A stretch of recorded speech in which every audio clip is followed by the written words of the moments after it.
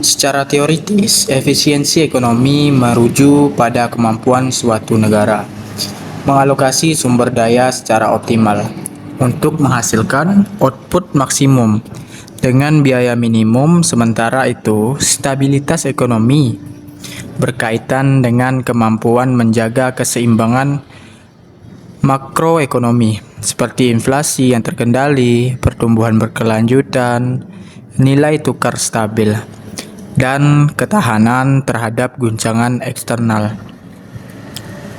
Kedua aspek ini dipengaruhi oleh kombinasi faktor struktural, institusional, kebijakan makro, dan kondisi global.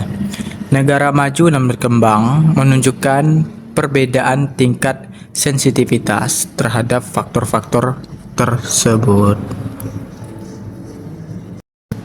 Faktor institusional merupakan fondasi utama efisiensi dan stabilitas ekonomi. Negara seperti Jerman, Jepang, Singapura, Inggris, dan Amerika Serikat memiliki institusi yang relatif kuat, ditandai oleh kepastian hukum, birokrasi efisiensi, dan tata kelola fiskal yang kredibel. Hal ini meningkatkan kepercayaan investor, menekan biaya transaksi, dan mempercepat pengambilan keputusan ekonomi. Sebaliknya, negara berkembang seperti Indonesia, India, dan Brasil masih menghadapi tantangan berupa kompleksitas regulasi, koordinasi kebijakan yang tidak selalu optimal, serta ketergantungan pada reformasi institusional. Namun, perbaikan tata kelola di Indonesia dan India dalam satu dekade terakhir berkontribusi pada peningkatan stabilitas makro, meskipun efisiensi belum sepenuhnya optimal.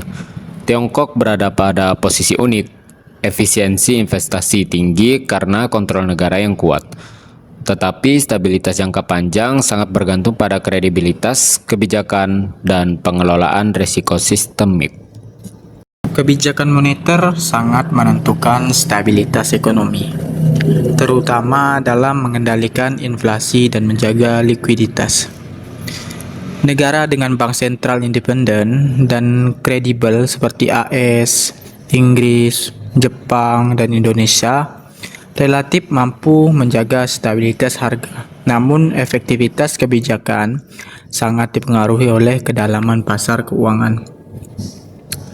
Negara maju dengan sistem keuangan matang, AS, Jepang, dan Jerman, lebih efisiensi dalam transmisi kebijakan moneter. Sementara itu, di negara berkembang seperti Indonesia, India, dan Brasil, transmisi kebijakan sering terhambat oleh struktur perbankan, tingkat inklusi keuangan, dan volatilitas nilai tukar. Singapura menonjol karena stabilitasnya dijaga bukan melalui suku bunga tetapi melalui manajemen nilai tukar yang terbukti efektif dalam ekonomi terbuka kecil. Efisiensi dan stabilitas sangat dipengaruhi oleh struktur ekonomi.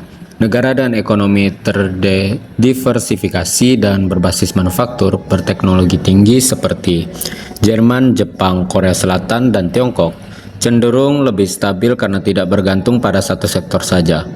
Diversifikasi ini meningkatkan efisiensi produksi dan daya tahan terhadap guncangan global. Sebaliknya, negara yang masih memiliki ketergantungan tinggi pada komoditas atau konsumsi domestik seperti Indonesia dan Brasil lebih rentan terhadap fluktuasi harga global. Namun, konsumsi domestik yang besar juga menjadi penyangga stabilitas ketika ekspor melemah. India menunjukkan karakteristik unik, di mana pertumbuhan tinggi berbasis jasa dan demografi, tetapi efisiensi struktural masih dibatasi oleh infrastruktur dan produktivitas tenaga kerja. Produktivitas tenaga kerja merupakan penentu utama efisiensi ekonomi jangka panjang. Negara maju seperti Jerman, Jepang, Korsel, dan Singapura memiliki kualitas SDM tinggi, sistem pendidikan yang kuat, serta keterkaitan antara industri dan riset. Hal ini menciptakan efisiensi produksi dan stabilitas pertumbuhan. Indonesia, India, dan Brazil memiliki bonus demografi, namun efisiensinya belum maksimal karena kesenjangan keterampilan dan kualitas pendidikan yang belum merata. Dalam jangka panjang, keberhasilan reformasi pendidikan akan sangat menentukan stabilitas ekonomi di negara-negara ini. Stabilitas ekonomi sangat ditentukan oleh disiplin fiskal. Negara seperti Jerman dan Singapura dikenal memiliki pengelolaan fiskal yang konservatif, sehingga ruang kebijakan tetap tersedia saat krisis. Amerika Serikat dan Jepang memiliki utang tinggi, tetapi stabil karena kredibilitas mata uang dan pasar keuangan yang dalam. Indonesia relatif stabil dengan rasio utang moderat, tetapi efisiensi belanja publik masih menjadi tantangan. Brazil menghadapi tekanan stabilitas karena defisit fiskal kronis. Sementara India masih bergantung pada belanja pemerintah untuk mendorong pertumbuhan. Globalisasi membuat stabilitas ekonomi semakin bergantung pada faktor eksternal. Negara dengan cadangan devisa besar dan kebijakan makroprudensial kuat seperti Tiongkok, Jepang, dan Indonesia relatif mampu meredam guncangan eksternal.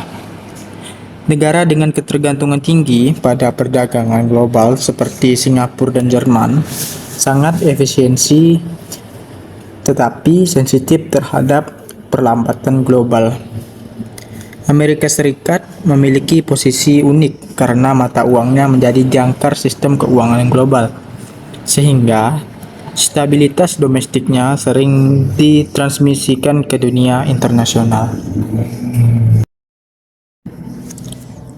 Sintesis perbandingan secara umum, negara maju unggul dalam efisiensi karena institusi kuat, SDM berkualitas, dan pasar keuangan dalam.